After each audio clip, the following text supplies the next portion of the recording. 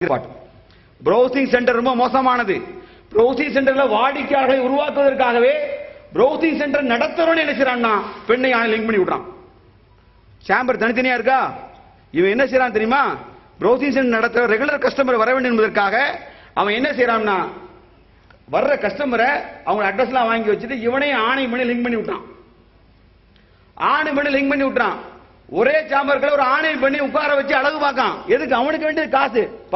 பப்ளிக்காக பகிரங்கமாக விபச்சாரத்துடைய எல்லா வேலையும் அவன் செஞ்சு விடுறான். அங்கே டிவி அங்க ஆன் பண்ணா நெட் ஆன் பண்ண என்ன இருக்கும்? எல்லா அசிங்கமான ஆபாசமான எல்லா காட்சியும் ஆணும் பெண்ணும் உட்கார்ந்து எல்லா அசிங்கங்களும் மறைகிற இடமாக ப்ரௌசிங் சென்டர் இருக்கு. அதனால ப்ரௌசிங் சென்டருக்கு பிள்ளைகளுக்கு போறான் தான் நீங்க அனுப்பலாம், தப்பு இல்லை. அதற்கான மகரமான துணையோடு அனுப்புங்க. கூட பொறுப்பாளர் தந்தையா, அண்ணனா, அக்காவா, யாரோ அது பொறுப்பாளர்களோடு அனுப்புங்கள். அது விஞ்ஞான வளர்ச்சியுடைய அடையாளம். ஆனால் இந்த சமூகம் அதை தவறாக பயன்படுத்தி இளம் பெண்களும் இளம் ஆண்களும் அதை தவறாக பயன்படுத்துகின்ற காரணத்தினால் ப்ரௌசிங் சென்டருக்கு அனுப்ப நிறுத்திக்கிடுங்க அல்லது கண்காணித்துக் கொள்ளுங்கள் என்று எச்சரிக்கை செய்து கொண்டு கடைசியாக ஒரே ஒரு மனிதநேய கோரிக்கையை வைத்து உரையை நிறைவு செய்கிறேன். அல்லாஹ்வுடையார்களே, நாம் வாழ்கின்ற இந்த இந்திய தேசம் அது எந்த ஜாதி மதமாக இருந்தாலும் சரிதான் பெண்களை போற்றுகின்ற நாடாக இருக்கிறது. பெண்கள் மீது அலாதி மரியாதையை வைத்திருக்கிறது. ஒரு பெண் ஒருத்தி அவள் மரணித்து விட்டால் அவள் மரணித்த பிறகும் அவளுடைய உடல் புனித உடலாகவே கருதப்படுகிறது. ஆணாக இருந்தாலும் உடல் புனித உடலாக கருதப்படுகிறது. கணவன் மனைவியாக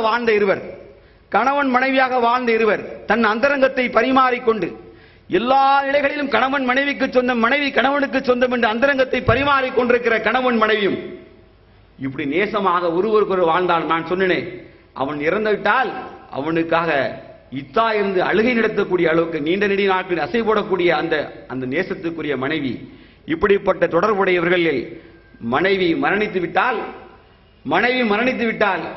நேற்று வரை அந்தரங்கமாக பழகிய கணவனுக்கு அவளுடைய பூத உடலை தொட்டு குளிப்பாட்டுவதற்கு எந்த மதத்திலும் அனுமதி கிடையாது, எந்த மார்க்கத்திலும் அனுமதி கிடையாது. இஸ்லாம் அனுமதிக்கவில்லை. எந்த மதமும் இறந்து போன பிறகு அவருடைய உடலை கணவன் தொட்டு குளிப்பாட்டுவதற்கு, முறைப்படி குளிப்பாட்டுவதற்கு அனுமதி தரவில்லை. அவள் அந்நியப்பட்டு விடுகிறாள். அவள் புனிதமான உடலாக மாறிவிடுகிறது. ஆனால் நாம் வாழ்கிற இந்திய சூழல் எப்படி இருக்கு தெரியுமா? பெண் ஒருத்தி விபத்திலே சிக்கி மரணித்து விட்டால், ஒரு பெண் விபத்திலே சிக்கி மரணித்து விட்டால் அவள் நிலை என்ன தெரியுமா? மார்ச்சரியில கொண்டு போட்டுருவான், பிணவரக்குள்ளே போட்டுருவான். ஆண் பிணங்களும் பெண் பிணங்களும் வித்தியாசம் இல்லாமல் சுத்தி தூக்கி போட்டுருவான்.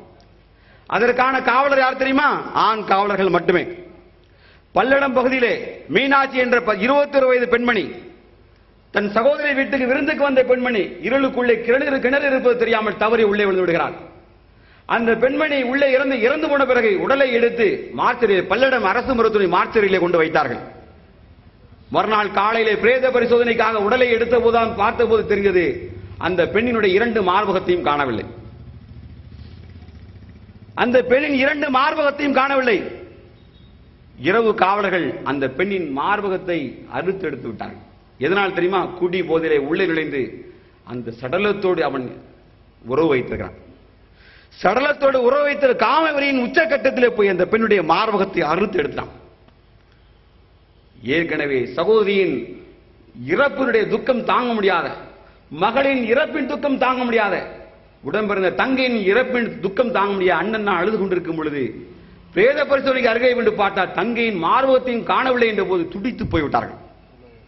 வேதனை எப்படிப்பட்ட வேதனை இருந்திருப்பான் என்பதை கொஞ்சம் நம் உடம்பிறந்த தங்கையாக, தாயாக, மகளாக, நம்முடைய மனைவியாக இருந்த அந்த நிலையில் எட்டி பார்த்தால் கற்பனை கூட செய்ய முடியாத ஒரு வேதனை. அந்த வேதனையை அனுபவிக்கிறான். நான் இதை எதற்காக சொல்கிறேன் என்று கேட்டால், பிரேத பரிசோதனையிலே கொண்டு போடுகின்ற பொழுது அந்த விபத்திலே சிக்கிகள் நம் தாயாக இருந்தால், என் மனைவியாக இருந்தால், என் சகோதரியாக இருந்தால், என் மகளாக இருந்தால், நிர்வாணமாக போட்டு என் உடலை அறுக்கிறார்களே, அறுக்கிறவர் ஆண், ஒரு டாக்டர், ஒரு ஆண், அந்த அரசு ஊழியர் 2 பேர், ஒரு ஆண், 2 பேரும் போதையில இருந்து கொண்டு அறுக்கிறான். மருத்துவரை தவிர 2 உலகமே ட்ரிங்க்ஸ் அடிச்சு தான் அறுப்பான். 1 மணி நேரம் நிர்வாணமாக இந்த பூமியிலே வாழ்கிற பொழுது எந்த அந்நியனுடைய பார்வையின் மீது விழக்கூடாது என்பதற்காக பரதா போட்டுக் கொண்டு முகத்தை மறைத்துக் கொண்டு ஓடி ஒளிந்து வாழ்ந்தாலே